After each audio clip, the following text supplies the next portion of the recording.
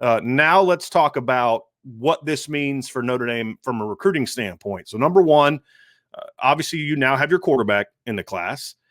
They needed a quarterback in this class. You need a quarterback to me in every class unless you have a year where you've signed 2 quarterbacks. So it was good that you got that. Now, here's the concern that I have. I think getting Steve Angeli, especially getting him now, is reflective on what was, in my opinion, a poor quarterback recruiting strategy by the Notre Dame staff.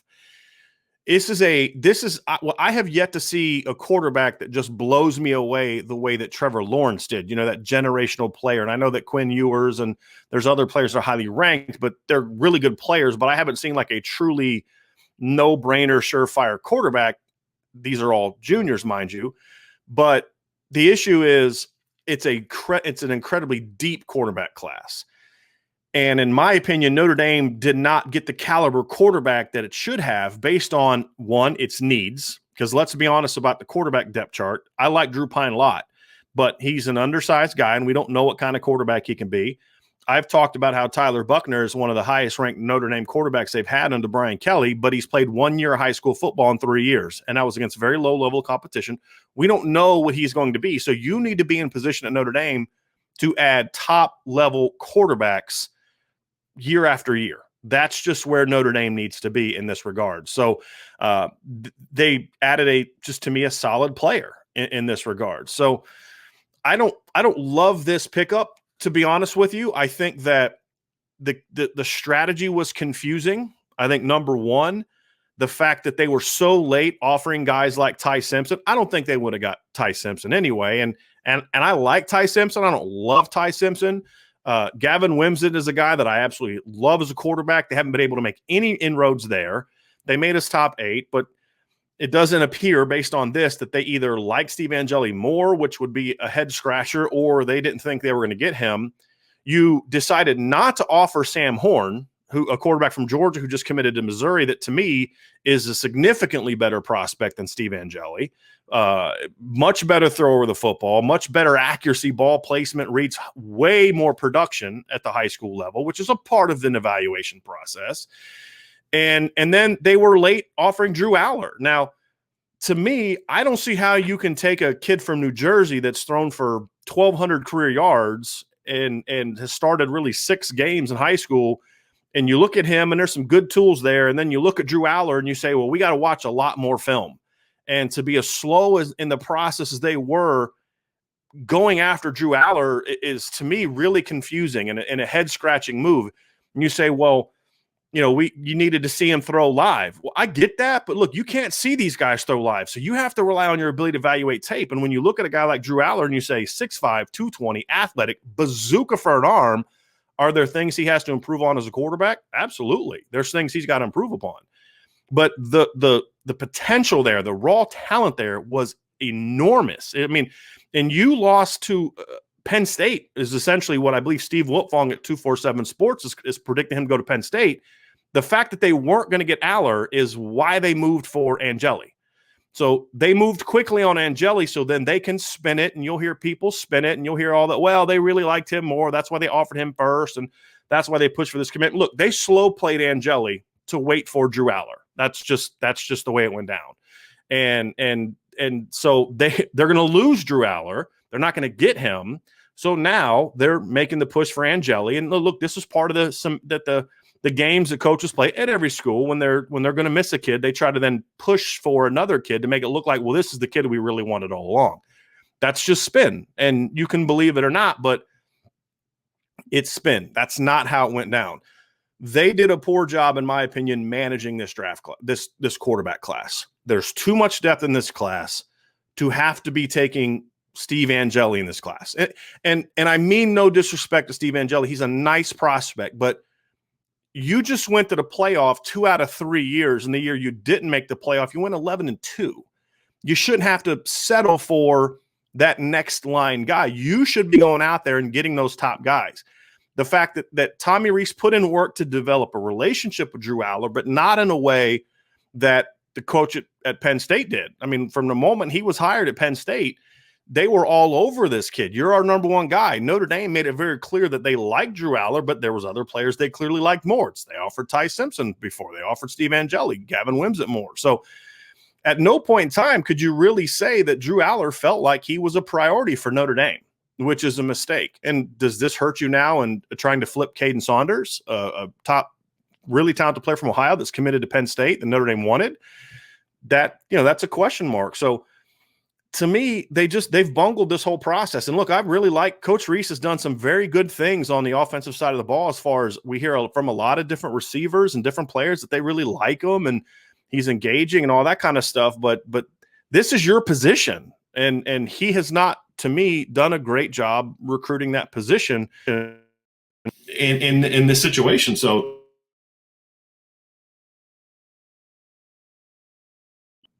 So to me, when you look at this pickup of Drew Aller, of Steve Angeli, this is a miss. I mean, we have to be honest, right? I'm an analyst. We're being objective here. This is a miss. This is a nice quarterback that maybe you take early in your tenure when you're Brian Kelly, but he's not the kind of quarterback you should be taking right now, especially when you look at, although there's a lot of talent on the current quarterback depth chart, there's far from any sure things. And you need to be getting the best players year after year. Ohio State last year signed a quarterback in Kyle McCord who's higher ranked than Tyler Buckner. So what did they follow up with? They went out and got the number one quarterback in the country. That's what great teams do. That's what the best team should be doing. Alabama has Bryce Young, a 5-star recruit on campus. Well, they just went and got Ty Simpson, who's a top 50 recruit. So this is just, to me, this is a miss. This was poor planning. This was being slow to develop. Look, you should have offered Drew Aller early and then, build the relationship. Maybe don't take a commitment from him until you're ready to take that commitment. But that's a kid you should have gone after very early in the process. And the fact that Notre Dame didn't do that, to me, it was a miss. So that's my analysis of this. I also think that this is not the kind of needle moving quarterback that can then influence other top offensive skill players. I don't think Steve Angeli is the guy that all of a sudden Caleb Brown says, maybe I will look at Notre Dame, because right now Notre Dame has almost no chance with Caleb Brown. Maybe it's the kind of guy that can get them with Tyler Morris instead of Michigan being his leader. Maybe it's the kind of kid that could help you get Nicholas Singleton or Dallin Hayden in your class. I don't think Steve Angeli is that kind of guy. Now, maybe he is from a hard work standpoint. He's going to recruit well, but he's not a guy that people look at and say, wow, that's a top-ranked guy. I want to go play with him. That's just not who he is right now. So that's my analysis. I'm going to look here at some questions here that you all have. Let's see here. Let's show this in here. So is asked 12321 says, is Angeli a backup plan after whiffing on better prospects, or is he a legit target? I think that it's both. I think both are clear. I don't think he is a plan B guy that they didn't like, that stinks, that they just had to get a body. I don't think that's the case. But I do believe that this was a guy that they got because they missed out on other top players. Look, part of this is they chose him over – they chose not to recruit Sam Horn, who's a quarterback from Georgia that just committed to Missouri. That, to me, was a huge mistake. I know for a fact that Sam Horn was very interested in Notre Dame. When they passed on him, he jumped on a Missouri offer. He's, to me, a much better quarterback prospect than Steve Angeli. Notre Dame doesn't think that's true. So you could get into we could disagree. The staff and I could agree to disagree on Sam Horn versus Steve Angeli, but Steve Angeli's not a take because they missed on Sam Horn, who's a top 100 quarterback. They thought he was better. And I appreciate that they're sticking to their board in that regards. I just think it was a bad evaluation. I think they've made multiple bad evaluations in the quarterback recruiting in this particular class. So I think that I wouldn't call him a backup plan per se, but it is a fact that there were other quarterbacks that they wanted, that they liked more, that they missed on. And I think they sort of have panicked and are rushing to get Angeli. To me, it's such a deep year. Let's let the offseason play out. And if guys are in a rush to go commit to other schools, there's two things you can do. One, keep evaluating more quarterbacks. It's a really deep year. Number two, keep recruiting guys that are committed to other schools as well as doing the evaluation. If Drew Aller commits to Penn State tomorrow, keep recruiting him. If Drew Aller committed to Notre Dame tonight, do you think Penn State and other schools that like him would stop recruiting him? Of course not. So I just feel like this was a rushed move. It was an overreaction to them missing on some other guys and feeling like they had to. I mean, I don't know if it's if they were concerned about the PR of it, how it would look. I can't tell you what was in their mind, but I think this was a rushed decision because it kind of happened where they pushed for Aller. He was liking Penn State. He's going to, according to 247 Sports, he's going to pick Penn State. And so you kind of rush to say, well, we got to get a guy because Cade Kublik, who just committed to Clemson, who Notre Dame decided they didn't want to offer either, although he had a lot of interest in Notre Dame. So I don't know the backstory there. I just know that they evaluated him and decided to pass. It's good enough Clemson, but apparently not good enough for Notre Dame. So it's a little bit of a head scratcher. I just think they panicked. I think they rushed it, and instead of trusting the process, let the process play out. And if, go out and recruit guys that are committed elsewhere, like they would to your quarterback, and continue to evaluating the quarterback. So, do you think a KMA Preston, do you think he becomes a 247 composite 4-star eventually? Yeah, I think so. I think he'll end up being a 4-star player. There are more things to this than just evaluations that go into where kids are ranked with some of these networks, and that's going to factor into it. But I also think Steve Angeli is going to keep getting better. I think he's going to improve as he goes into his second year as a starting quarterback. He's not that far away from being a composite 4-star anyway. He is, like I said, Rivals has him as a 4-star. ESPN hasn't ranked him yet, so who knows where ESPN's going to put him. If they put him as a 4-star, then he'll get bumped up. Right now, 247's own grade is why he's a 3-star. So I certainly think he'll end up being a 4-star quarterback. I don't think that he's going to be like a top 100 or top 150 guy, which honestly, at the end of the day, I don't care where his ranking is. I don't. I look at the film. My issue with Drew Aller is not, with Steve Angeli is not where he's ranked. As anyone that's known me for any period of time, I trust what I see. I trust my own evaluation. I trust the evaluations of people that I believe to be in the college level are good evaluators of talent at that specific position. I see Steve Angeli as he's a good player. I see that he was a number 2 option for a lot of schools, not the number 1. And so the film tells me one story. What I see from camp workouts tells me a story. I see a guy that even when throwing on air doesn't show me great ball placement. A guy that doesn't show me the kind of effortless pocket throwing ability you need, in my opinion, to run this kind of offense. So the film tells me the story. If he was a 3-star recruit, Drew Aller, when I first fell in love with Drew Aller, was a consensus 3-star recruit. Now, 247 Sports has since jumped him into the top 100. But when I first started talking to y'all about Drew Aller, he was a consensus 3-star recruit. So I don't care about recruiting rankings. I care about talent. Does this guy have the physical tools to eventually become a game changer for your program? And Steve Angeli doesn't show me that. Now, could he prove me wrong? Sure, of course he could. And I hope he does. But I don't see it. I see this as a good, solid quarterback that's going to manage a conservative offense. I don't see him as a guy that to me is, hey, boy, you put this guy at quarterback and you've got a chance to go compete against the big boys. I don't see that, and that's why I think a lot of the big boys they didn't take him. Joseph Wan, does Angeli committing mean that Notre Dame was not going to get Aller, or do they really like Angeli more than Aller? It's the latter. It's because they were going to miss on Aller. So Sid Irish says Notre Dame offered Aller way too late. Kelly Gaff. I would agree with that. I think they were way too late on that one. Jack Sullivan says the 2023 cycle will be a big cycle at quarterback. Sure, that's fine, but you can't go every other year getting good quarterbacks, and you don't have a guy right now in 2023. Now, there's some good quarterbacks in 2023, but what if Tyler Buckner doesn't pan out? What if he gets hurt again? Then what are you going to do? You're going to have another excuse-making season by Notre Dame where it's some circumstances or why they didn't make it. We'll see what happens at that point in time.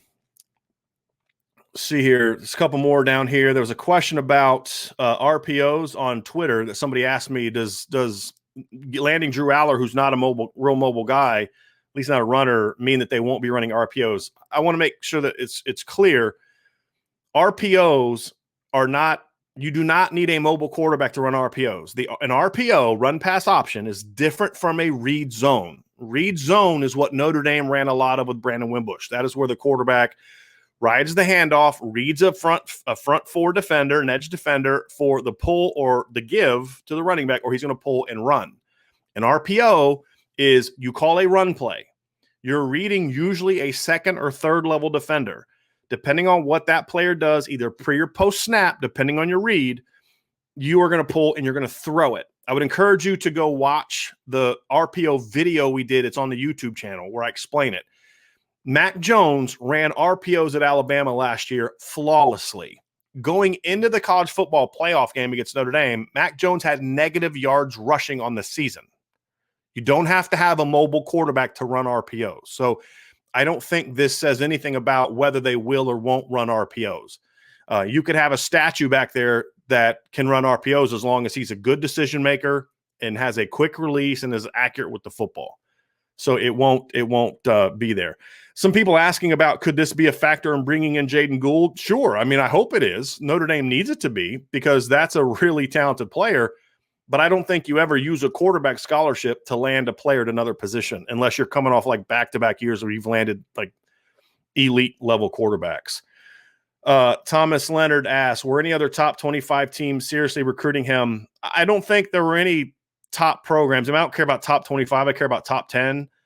I don't know of any top 10 programs that were pushing for him. They were recruiting him, yes, but I don't think he was a take he clearly wasn't a take at Ohio State, who already has a quarterback. He wasn't, and my understanding is from what I've read, he's not a take at LSU. There's Michigan, other schools like other players more. Notre Dame, I believe, was the only top program that right now he was a take at. So Thomas Walsh asks, so is 2022 QB recruiting done? Will they keep going after Aller? Or I'm going to take that away.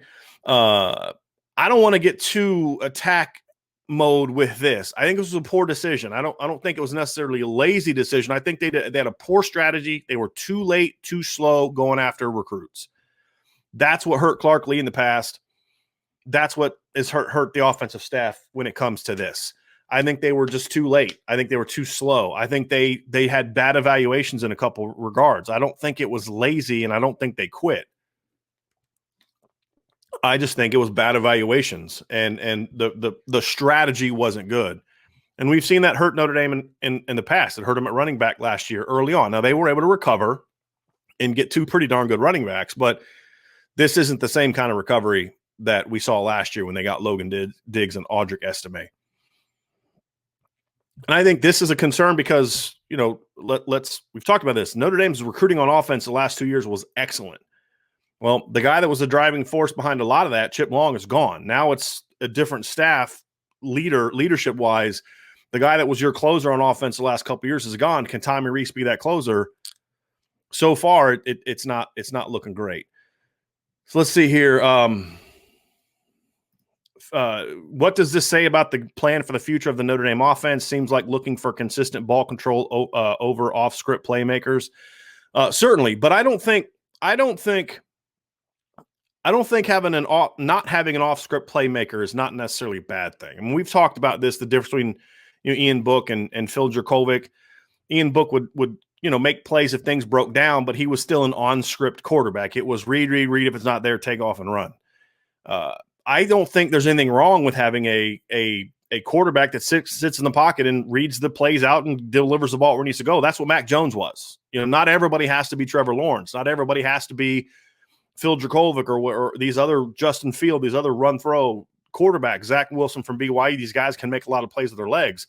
Mac Jones, like I said, was negative yards rushing going to the playoff. I would take him at Notre Dame. I would take that kind of play at Notre Dame. So I don't think it necessarily his style of play necessitates a slow, conservative style of play.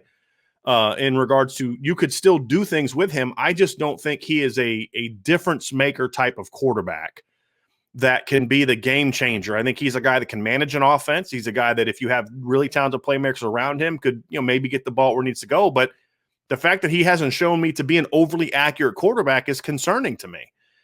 I'll take a guy. Drew Aller's not an overly accurate quarterback right now. And the game film I watched, he had some throws that were not even close, but the other tools were elite. So you work on that. You could see the mechanical problems that led to him being inaccurate. With Drew Aller, I don't think that you can, unless his arm takes a big jump, which it could, I don't think his issues are as fixable as a guy like Drew Aller. Tony Stengel asks, does this mean they don't get another quarterback? I don't know the answer to that. I don't know if they're going to take a second quarterback. I think that's going to depend on the health of Brendan Clark. If they think Brendan Clark is healthy and going to stick around, I don't think you take two quarterbacks. But honestly, if they kept recruiting other quarterbacks, I'd be a little bit more okay with this. So let's say they told Drew Aller at the beginning, hey, we're going to take two quarterbacks. So they're going to keep recruiting him. Or Gavin Wimsatt, who's uncommitted, who, as you all know, is another quarterback I like a lot from Kentucky. He's uncommitted. If you keep recruiting Gavin Wimsatt and you still push for him, then I'm cool with this one. If you get him, so if Steve Angeli is going to be your number two quarterback in a class, and you're going to still push for other top guys, which we talked about earlier, keep evaluating quarterbacks, make push for guys that maybe are committed elsewhere, make a push for guys that maybe that are uncommitted. Gavin Wimsatt, we talked about. Then I'm cool with this. My tone on this whole thing changes if they're still pushing for other quarterbacks. So let's throw that caveat out there. My understanding is that that's not what they're doing. Now, if I'm wrong and they actually are going to take another quarterback, great. That's awesome. But considering the numbers they're pushing for at other positions, combined with the overall lower numbers, what this class is going to be, I don't see how you could take two quarterbacks in this class. But if they do, then my stance would change a little bit. My criticism then would be, why are you taking two quarterbacks in a year where you don't really need two quarterbacks? So Jay says, now land some stud playmakers. Absolutely. But that's true no matter who they got at quarterback. Let's see here. Any other questions before we wrap up? I'm looking through here. Doesn't matter. I mean, I'm not going to read that. That's not even worth reading at this point in time.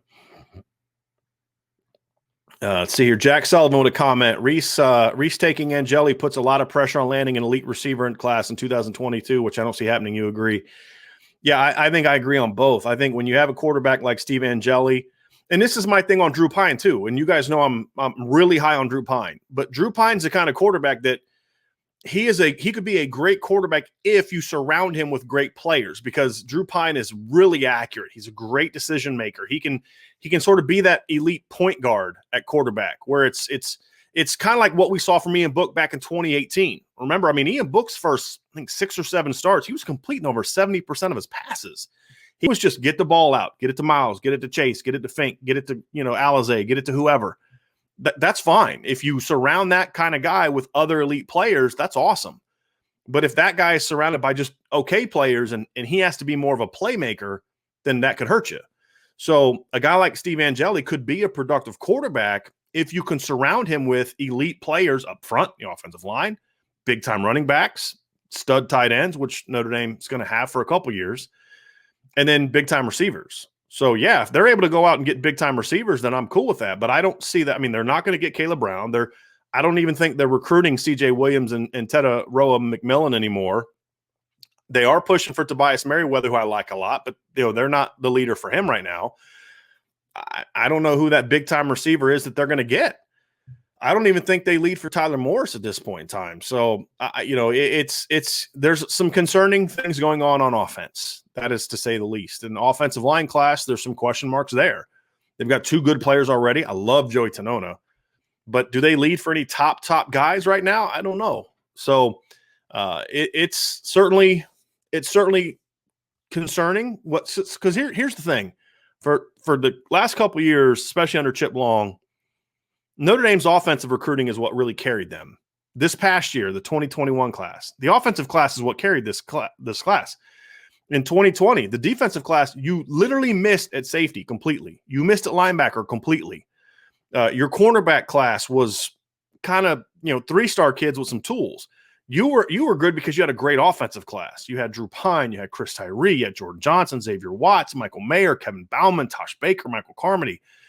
It's really been the offensive recruiting that's carried the day. Well, now you hire Marcus Freeman, and I think he's upping the defensive recruiting, but now you take a step back in offensive recruiting, and that's frustrating. They've got to figure out a way to get this on the same page. Coach Kelly has to sit back and look. And look, I wrote an article at irishbreakdown.com. My latest midweek musings talks about this. There's 4 or 5 things that Notre Dame can do to take their recruiting operation to the next level. And if they do that, then those are things that Coach Kelly can do to allow this program to finally get it all on the same page. They're super, super close, and that's what's frustrating about it. They've got to make those changes. So will they do it? I don't know. See, a couple questions before we go.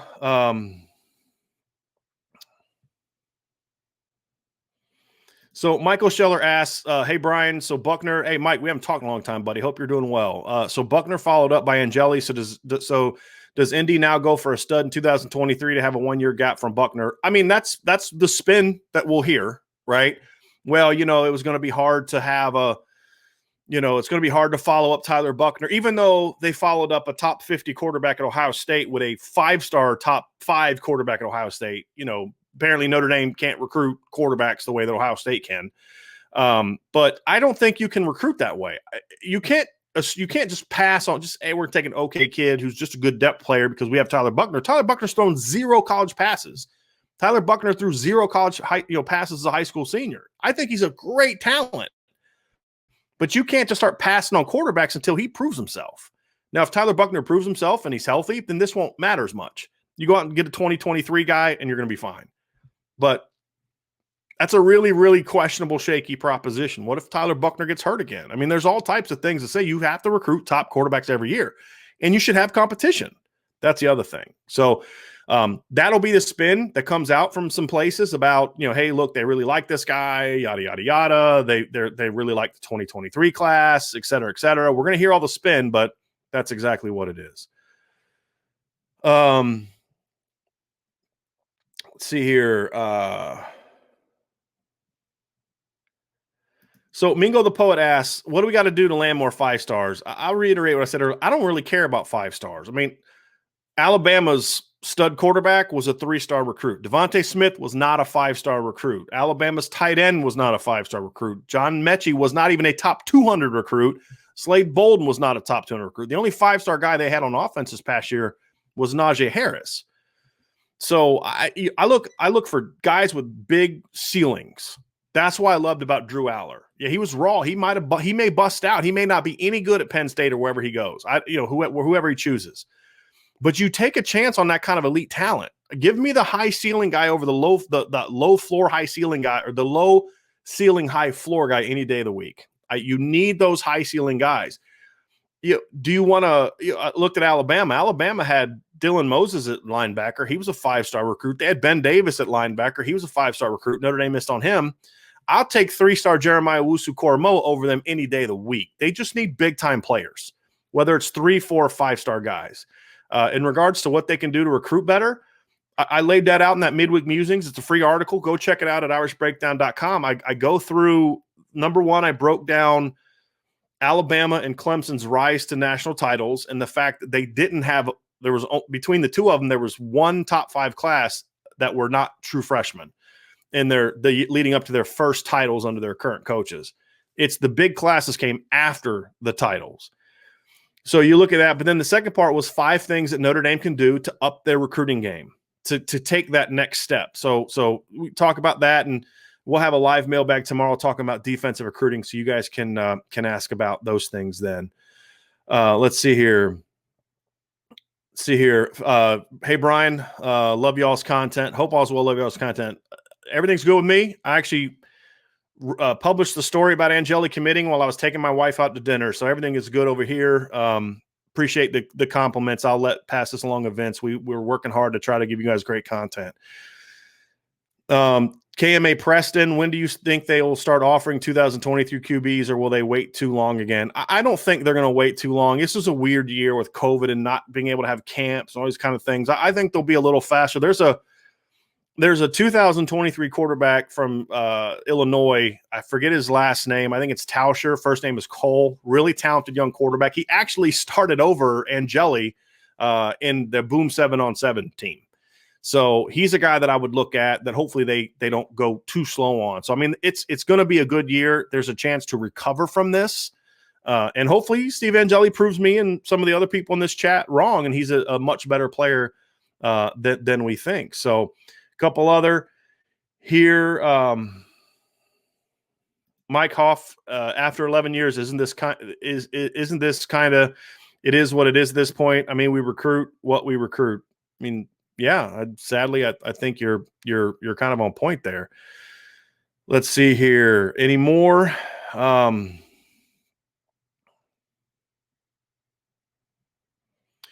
Hey, where you at here? Hayden Owens. I see your question about this. This is off topic, but you mentioned Jeff Brom as potential head coach after Kelly Wright. Is there anyone else that was no top of your list? I talked about this in a recent mailbag. We'll have a defensive mailbag tomorrow. Join the show then and ask then. If you can't make it, we'll have one next week again, and we'll get to that because I have started to kind of look through some new names. Some of the names I like, they're not options anymore because they just got big jobs. So we'll get to that. Some of these other questions are kind of more bigger picture. Save those for the mailbags, guys. Some really good questions going on right now. So Mingo the Poet, I was told that Jackson kid from Indy that you're talking about, I haven't seen him on film yet. Notre Dame showed no interest in him. I've heard a lot of good things about him, so I'm going to look into him.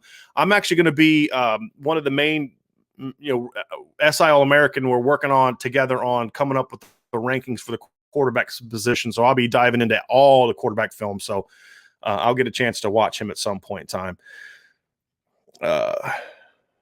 Some of these other questions, y'all, that aren't related to the quarterback thing. Join us tomorrow at 1:00. I'll have a mailbag tomorrow. We're going to talk about defensive recruiting, and we're going to talk about the Notre Dame defense because I do think there are some other commitments that could happen this month, especially on the defensive side of the ball. So KMA Preston, I see your question about that.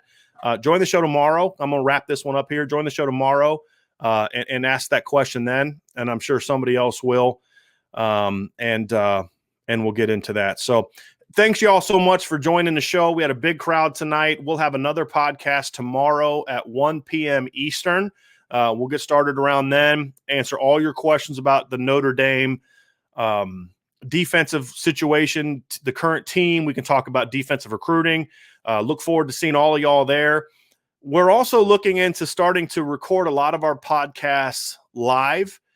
And so like when we do like today, we did a cornerback a defensive tackle breakdown. We have our outline. We talk about what we want to talk about, what we're thinking about doing. And I want to get y'all's feedback on this. We record them the same time every day. What we're thinking about doing is kind of recording the podcast and just having it be live. And then if y'all have questions at the end, maybe opening up to questions. And so at least we may not do that every day, but sort of having more live shows where we just record what we want to talk about. And then if you all have questions, you can ask them. So give me some feedback on Twitter, Facebook group, the Irish Breakdown fan page. Hit me up. We have a community page on our YouTube channel where you can ask questions there. Anyway, my email address is brian@irishbreakdown.com. So give us some feedback on whether or not you guys would be interested in doing that. And if you do, we'll do it. So thanks everyone for joining us. We'll be back again with you again tomorrow for our live podcast talking about the Notre Dame defense. Everybody stay safe. Have a great night. We'll talk to you again here very, very soon.